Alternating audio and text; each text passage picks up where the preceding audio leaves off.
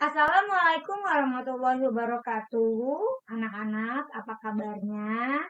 Ketemu lagi nih dengan Ibu Anissa di mata pelajaran prakarya dan kewirausahaan kelas 12 dari IPS 1 sampai IPS 5. Nah, hari ini akan membahas tiga materi besar. Yang pertama, jenis-jenis kerajinan, yang kedua tahapan proses produksi kerajinan, dan yang ketiga adalah penyajian kemasan kerajinan.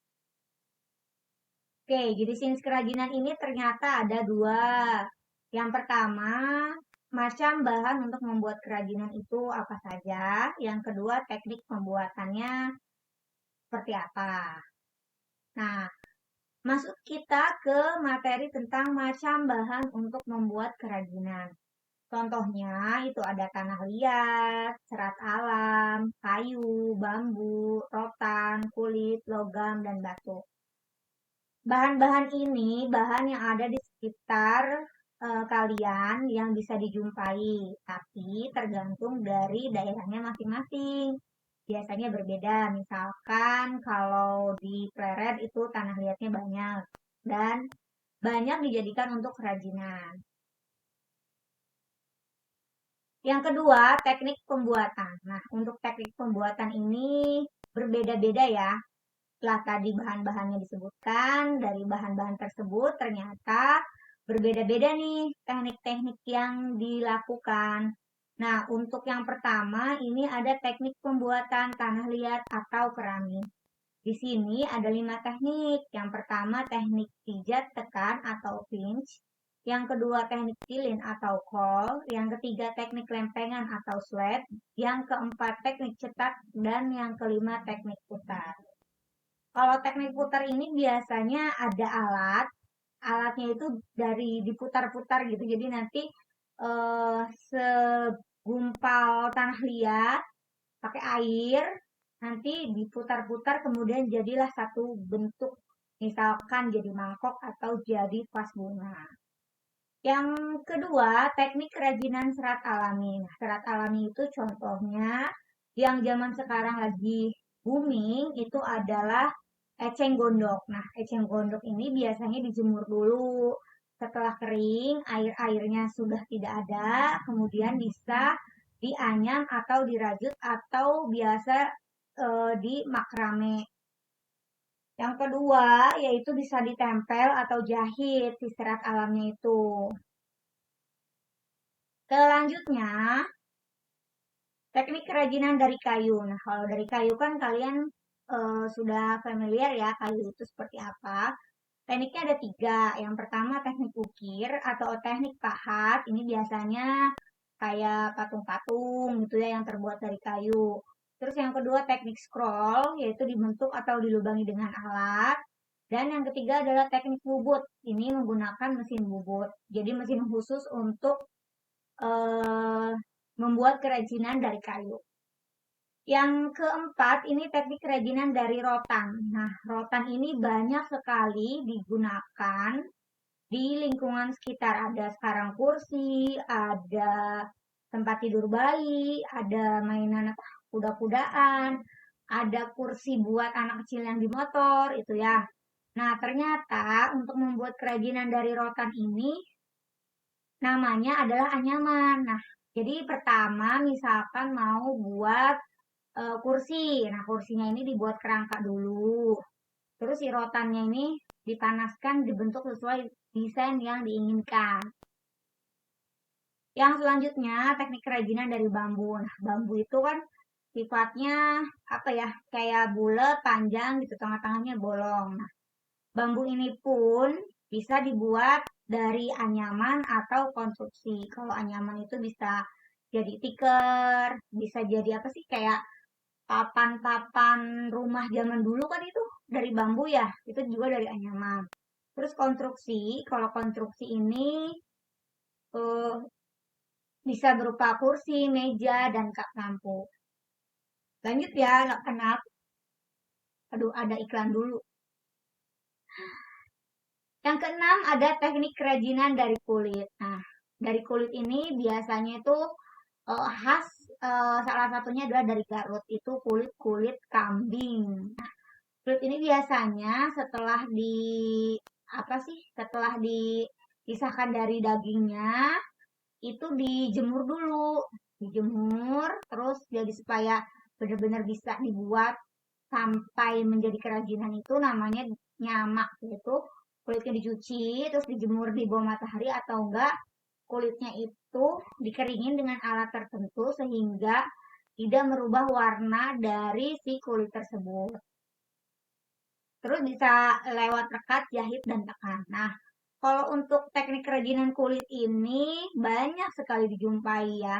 Ada sepatu, kan sepatu kulit. Ada sendal, ada tas, ada jaket gitu ya.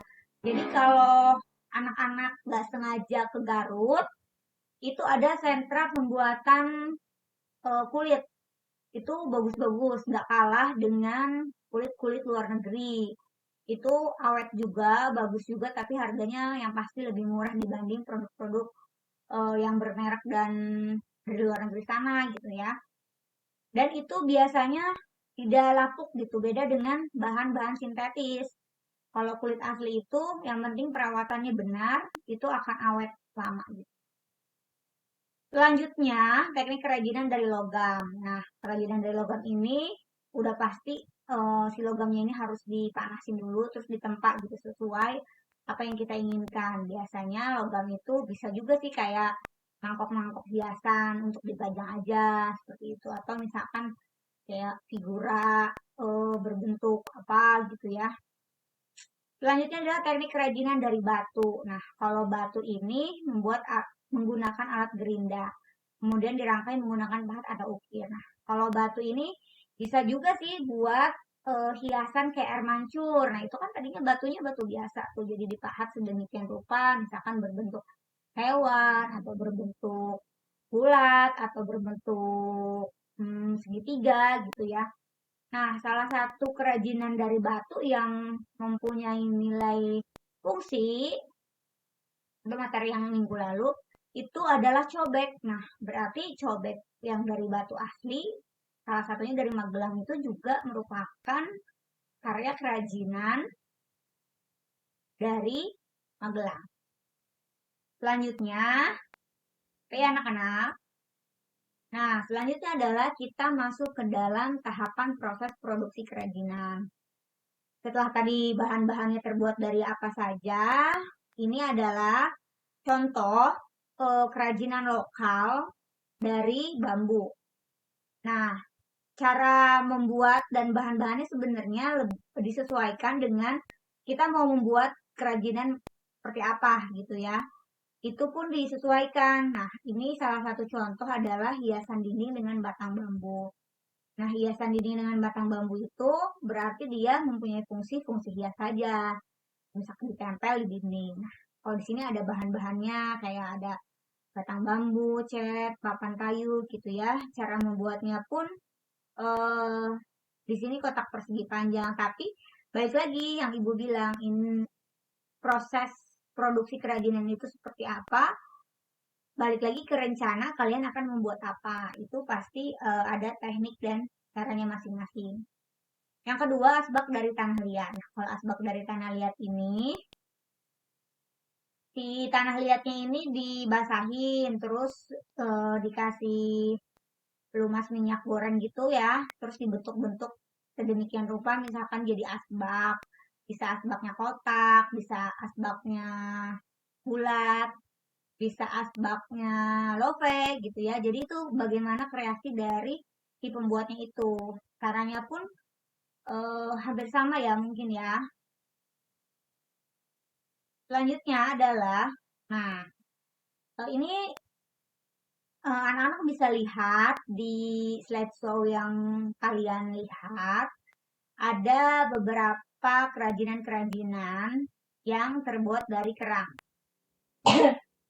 Sang iklan. Ini ada kayak figura dari kerang, cantik ya. Ada apa? Ini kayak macam hiasan hewan-hewan gitu tapi dari kerang. Ini menjadi bunga-bunga, padahal ini dari kerang. Terus ini tempat tisu yang ada hiasan kerang-kerangnya juga. Dan yang ini terakhir adalah tirai-tirai, tapi tirainya itu bukan tirai biasa dari bahan, tapi tirainya adalah tirai dari kerang. Ini semua adalah contoh-contoh kerajinan yang berasal dari kerang. Nah, karena kita dekat dengan pesisir atau daerah Karangantu, eh, kita bisa memanfaatkan kerang yang di sana atau memanfaatkan laut ya, kita juga dekat dengan Anyer, itu untuk membuat seperti contoh-contoh yang ada di layar ini. Tapi yang pasti kerangnya itu harus bersih dulu ya. Nggak tiba-tiba langsung dari laut terus langsung ditempel-tempel gitu, enggak gitu. Karena eh, kita tahu laut sendiri tuh mempunyai khas yang sangat berbeda gitu ya. Pasti kan nggak mau kerajinan ini mempunyai bau-bau yang kurang enak gitu ya. Nah, berarti kita akan membahas tentang bagaimana cara membuat kerajinan dari kerang. Nah, contoh yang Ibu ambil ini hanya satu, yaitu pembuatan figura dari kerang. Jadi, bahan yang diperlukan yaitu ada kertas karton, kerang, pasir pantai, lem putih. Nah, kalau pasir pantai sebenarnya opsional, tergantung dari kalian akan memakainya atau tidak. Nah, langkah-langkahnya itu tentukan dahulu ukuran dari framenya. Jadi, mau kecil, mau besar, mau berapa R. Dengan dimensi gambar, oleskan lem putih pada pinggiran kertas karton. Jadi, alas dasar untuk framenya itu adalah pakai karton. Kartonnya tapi yang agak tebel gitu ya, bukan karton-karton yang biasa gitu ya. Karena buat menopang nanti fotonya. Terus, tempelkan kerang hias pada sudut-sudut sesuai selera Anda. Karena balik lagi kerajinan itu tidak ada yang sama karena setiap orang mempunyai ide yang berbeda-beda biasanya. Diamkan beberapa menit sampai lem mengering dan siap digunakan. Pesan satu untuk membuat kerajinan dari kerang ini, kalian harus mencuci bersih kerangnya, terus dijemur, diangin-angin, biar bau-bau asin lautnya juga hilang. Terus nggak ada pasir-pasir yang menempel, pokoknya jadi kelihatannya bersih, enak gitu ya. Baru tuh di lem-lem disesuaikan gitu. Misalkan kalau kayak mau buat tisu, berarti dilem terus ditempelin di kerangka yang kita mau buat di tisu tersebut, di tempat tisu tersebut maksud Ibu ya. Nah, setelah tadi bahannya, terus jenis-jenis kerajinan lokalnya. Nah, setelah udah dibuat nih, kita juga harus memikirkan sebagai wirausahawan itu adalah bagaimana sih pengemasan produk tersebut agar lebih menarik untuk dibeli oleh konsumen. Yang pastinya kan nggak langsung dijual begitu saja ya gitu ya anak-anak ya. Harus ada pengemasan produk itu sendiri. Nah, pengemasan produk itu sendiri itu mempunyai beberapa fungsi. Nah, kalau menurut Kotler dan Keller, pengemasan adalah kegiatan merancang dan memproduksi wadah atau bungkus sebagai sebuah produk. Pengemasan adalah aktivitas merancang dan memproduksi kemasan atau pembungkus untuk produk. Biasanya, fungsi utama dari kemasan adalah untuk menjaga produk.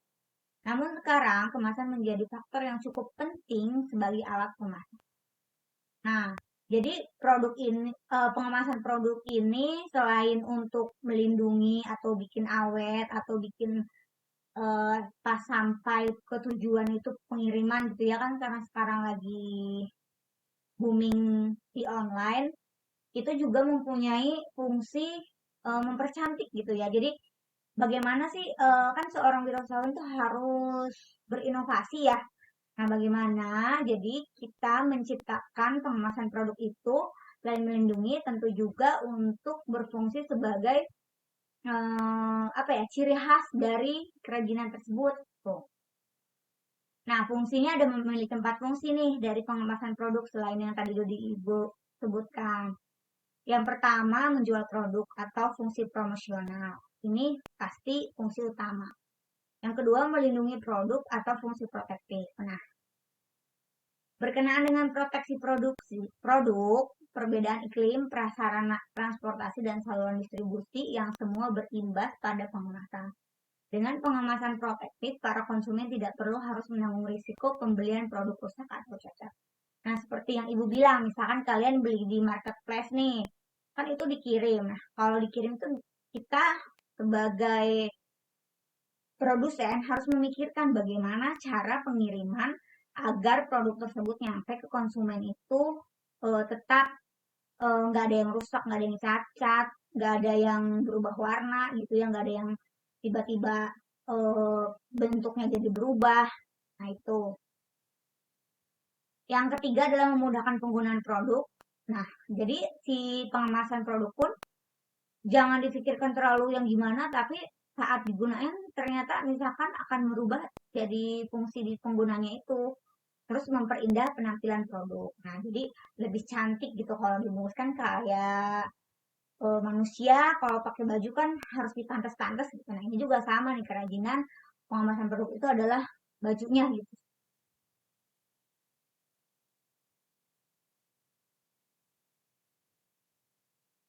Nah, kalau menurut Kotler itu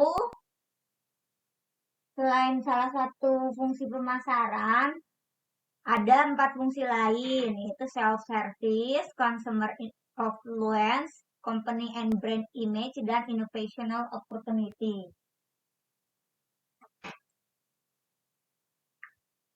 Nah, kalau self-service itu adalah kemasan semakin berfungsi lebih banyak lagi dalam proses penjualan. Di mana kemasannya itu harus menarik, menyebutkan ciri-ciri produk, meyakinkan konsumen, dan memberikan pesan menyeluruh yang mendukung produk. Kalau yang kedua, consumer affluence, yaitu konsumen bersedia membayar lebih mahal bagi kemudahan, penampilan, ketergantungan, dan prestis dari kemasan yang lebih baik. Nah, gini contohnya. Kalau kalian misalkan belanja ke mall besar, ke salah satu brand besar gitu ya. Nah, itu kan yang kalian dapat produk kemasannya bukan cuman kresek kantong plastik hitam gitu ya, tapi kemasannya itu kayak kotak, terus dibungkus lagi dengan goodie bag seperti itu. Nah, selanjutnya yaitu company and brand image. Perusahaan mengenal baik kekuatan yang dikandung dari kemasan yang dirancang dalam cermat dan mempercepat konsumen mengenali perusahaan atau merek produk. Nah, balik lagi ke contoh yang tadi, misalkan kan ada kotak terus ada goodie bag-nya. Nah, biasanya itu kotak sama goodie bag-nya itu adalah pasti ada brand dari merek tersebut.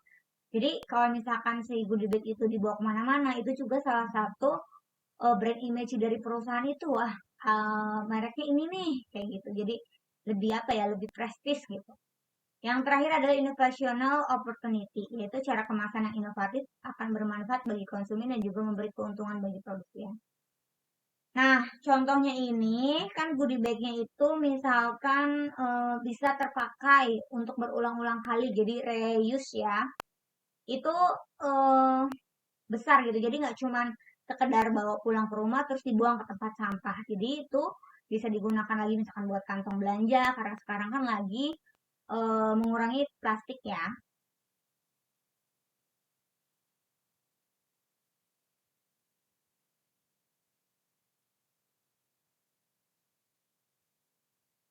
Nah, manfaat pengemasan karya kerajinan antara lain adalah produk-produk yang dikemas biasanya lebih bersih, menarik, dan tahan terhadap kerusakan yang disebabkan oleh cuaca. Yang kedua, kemasan merupakan satu-satunya cara perusahaan membedakan produknya. Dan yang ketiga, kemasan yang menarik dapat memikat dan menarik perhatian konsumen, yaitu menambah daya tarik produk. Dan yang keempat adalah kemasan dapat menambah nilai jual produk. Ya, yang tadi Ibu bilang. Jadi kalau misalkan si produsen itu memikirkan sebaik mungkin untuk pengemasan produk ini menjadi nilai jual produknya plus gitu ya. Misalkan kayak kantong belanjanya lebih bermanfaat lagi di kemudian hari, nggak cuman jatuh ke tong sampah setelah beli terus barangnya dipakai gitu ya. Nah, untuk yang tadi kan sudah dibahas ya tentang pengemasan-pengemasan, manfaatnya, terus pengemasan itu apa. Selanjutnya adalah penyajian kemasan kerajinan. Nah, pengemasan kerajinan itu ternyata ada 3 bahan. Bisa dari kertas, bisa dari kayu, bisa dari plastik. Nah, tergantung dari kerajinannya itu apa. Melindungi tidak, terus merusak tidak, gitu, seperti itu. Maaf ya, iklan dulu ibunya. Yang pertama adalah kemasan kertas. Nah, kemasan kertas ini contohnya tuh kayak goodie bagnya tapi dari kertas. Atau misalnya kayak kertas karton yang warna coklat. Nah, kemasan kertas masih banyak digunakan, walaupun kemasan lain seperti plastik dan logam dan aluminium foil banyak beredar. Kelebihannya adalah harganya yang murah dan mudah didapat. Tetapi kemasan kertas memiliki kelemahan untuk mengemas, yaitu sifatnya sensitif terhadap air dan mudah dipengaruhi oleh kelembaban udara lingkungan. Nah, jadi ada sisi kelebihan dan kekurangannya untuk kemasan kertas ini. Jadi kalau kelebihannya itu gampang didapat, murah, terus bisa didaur ulang gitu ya. Misalkan tadinya dia kertas bekas apa, terus bisa jadi ada warna-warna apa atau desain-desain tertentu. Tapi kelemahannya dia juga ternyata tidak tahan air karena kan kertas kalau kena air langsung melepas, langsung rusak. Terus juga eh, lembab gitu ya kalau ditaruh misalkan di tempat-tempat yang lembab.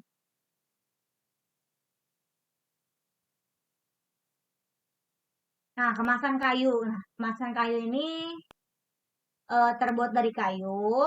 Terus biasanya kalau misalkan melalui shipping yang besar itu pakai peti kemas. Nah, digunakan untuk mengemas berbagai macam produk padat seperti barang antik, emas, keramik, dan kain. Kayu adalah bahan baku dalam pembuatan palet, peti, atau kotak kayu di negara-negara yang mempunyai kayu alam dalam jumlah banyak. Tetapi saat ini penyediaan kayu untuk pembuatan kemasan juga banyak menimbulkan masalah karena makin langkanya hutan penghasil kayu. Nah, jadi balik lagi karena si kayu ini adalah sumber daya alam yang lama sekali gitu ya prosesnya karena satu pohon itu bisa berapa tahun baru bisa digunakan untuk pengemasan kayu ini. Jadi hmm, sulit gitu untuk saat ini mendapatkan kayu-kayu yang bagus untuk pengemasan produk itu karena kalau misalkan kayunya masih muda itu dapat menimbulkan apa ya kekeroposan gitu ya jadi malah ngerusak ke si produknya itu sendiri. Nah jadi eh, si kayu ini biasanya kalau misalkan kalian beli di marketplace misalkan beli sesuatu yang elektronik lah misalkan nah, itu pasti ditawarin untuk menjadi packing kayu karena untuk melindungi elektronik tersebut gitu ya. Nah, produk kerajinan keramik sering dibungkus dengan peti kayu agar dapat melindungi keramik dari risiko pecah. Kurang lebih seperti itu ya. Jadi ya sama sih, sama seperti kertas ada posisi, ada minus plusnya. Yang terakhir adalah ada kemasan plastik. Nah, plastik ini banyak sekali jenis-jenisnya. Ada polietilen, polipropilen, polyester, nilon, dan vinyl film. 60% penjualan plastik yang ada di dunia menggunakan kemasan plastik. Polistiren, polipropilen, polivinil klorida, dan akrilik. Itu adalah jenis-jenis plastiknya. Nah, banyak sekali produk-produk lokal itu dijual menggunakan kemasan plastik. Nah, tapi plastik itu jenis akrilik. Akrilik itu nama kristal termoplastik yang jernih dengan nama gagang, Lucie Barrett dan plexiglass. Beberapa sifat akrilik adalah kaku dan transparan. Penahan yang baik terhadap oksigen dan cahaya, titik leburnya rendah. Akrilik banyak digunakan sebagai bahan pelapis untuk bahan keras dan dahulu digunakan untuk gigi palsu dan kacamata. Nah, akrilik itu yang kalian tahu itu adalah sekarang ini kan lagi COVID ya. Di tempat-tempat umum itu biasanya pelayanan itu dibatasin sama akrilik itu. Nah, itu akrilik itu contohnya. Jadi dia tuh keras, nggak terlalu keras, tapi lunak juga nggak terlalu lunak, tapi dia bening. Jadi tidak menembus gitu ya. Jadi si nggak menembus tapi bagus gitu. Jadi si produk itu terlihat karena sifat akrilik itu adalah bening.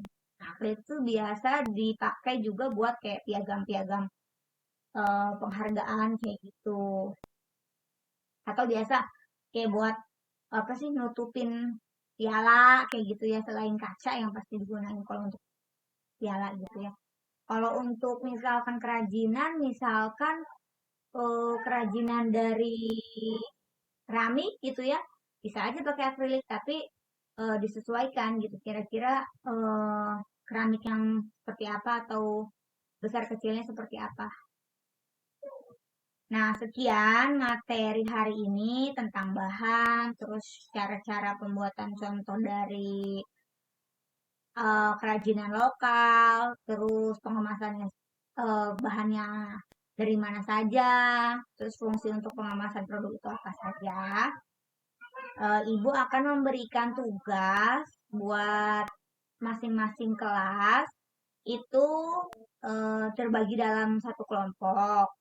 Jadi kelasnya itu satu kelas misalkan ada 44. Nah, satu kelompok itu ada 7 orang. Berarti kalau misalkan ada 44 kan berarti yang 7 itu kan ada 6 kelompok.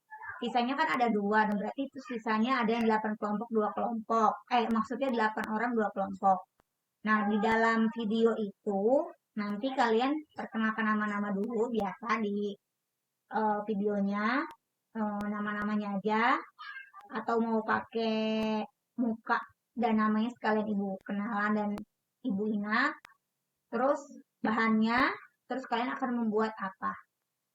Nah, kalian boleh memilih ya kerajinan antara 3 itu dari tanah liat, dari bambu, atau dari kerang.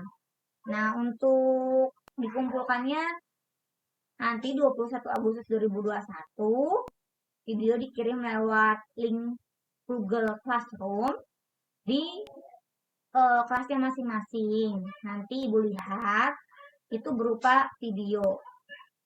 Terima kasih. Untuk pertemuan hari ini Ibu ucapkan dan sampai jumpa untuk pertemuan berikutnya. Assalamualaikum warahmatullahi wabarakatuh.